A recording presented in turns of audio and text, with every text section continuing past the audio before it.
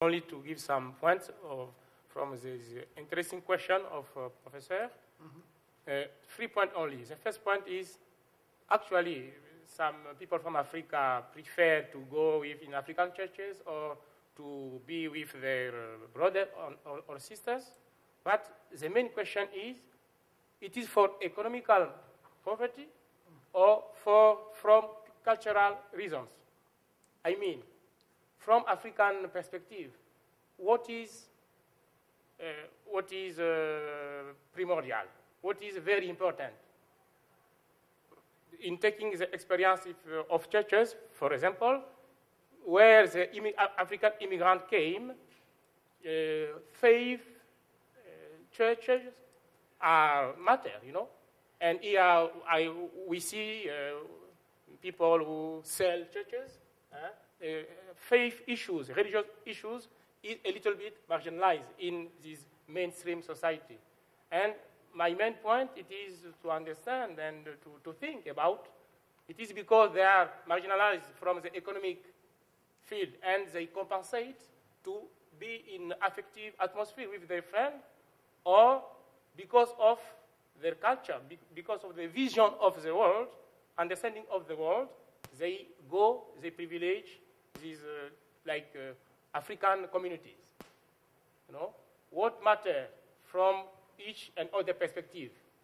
I think I underline this aspect about secularization, and societies who religious is fundamental to understand the deep motivations of people when they make choices in social life. Oscar?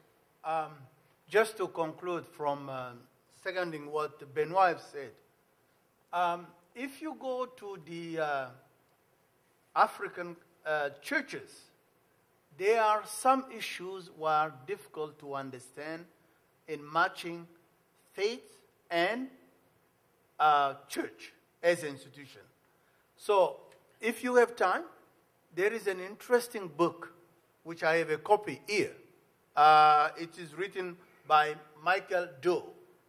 The title of the book is Thank God for Evolution: How the Marriage of Science and Religion Will Transform Your Life and Our World. If you talk about this issue to the non-prepared African educated person, you will be in trouble. Because these are the topics that a person should be prepared mentally to understand that there is a difference between creation and evolution. And if we preach on evolution, sometimes you get into big trouble in African churches. So learning is important. Okay. Knowledge is important. Thank you. Sir? Hi.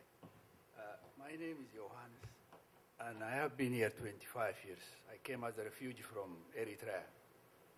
Thank you for the panel and the chair. I believe that we are talking in terms of economic integrity or liberation, I would say. Ideas rule, usually. So the belief that we are blacks, at times we are Africans too, but what the panel was saying, we need to integrate with the Canadian mosaic. Leaving what philosophies we have, we can discuss, talk about multiculturalism. This is a policy. But what I would like to challenge the individuals, because we have to do our pie here in Ottawa as blacks, it is socialization as human beings, I would say. We live in a very global village. Here in this part of town, there are around 35,000 blacks, in quotation. When we say blacks, it is the color factor, the generation factor. The young lady is quite different from our own perspective as middle-aged men, probably, or women. So what I would challenge, we need to integrate politically, economically, and socially. This is one of the major issues for us as a challenge. We were talking about our challenges, work conditions. I started as a guard. I work at the Royal Ottawa Hospital. I'm a social worker there for many years. I know the challenges of mental illness, not only in blacks, in the mainstream. So what I would say, we talk among ourselves always about race, about unemployment. It becomes an attitude. Sometimes we become victims of the system. This is a nation which has given us opportunities. I'm talking from inner and honest talk. I come from an area where there was war for 30 years, for the rights of referendum, for the rights of human beings. There is a global thinking now. We need to live in as human beings, but coming here, we need to integrate properly. If we talk in front of our children, when you become an engineer, probably you will end up as a taxi driver. Sorry, it is fixation. We are giving bad messages. I have been at the hospital since the last 25 years as a guard. I have seen changes in the institution, in professions. You have all races. So maybe if I can ask you then, how do we, just to get to your point though, how do we militate against what you're kind of describing, this kind of self-inflicted victimization? How do we move against that? This is a positive attitude. We have to think as human beings first. Okay, Mandela was in prison for 27 years, but his ideals were not in prison, and he succeeded. He changed the system.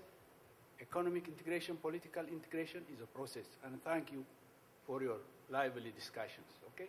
Thank you. Would anyone like to comment on what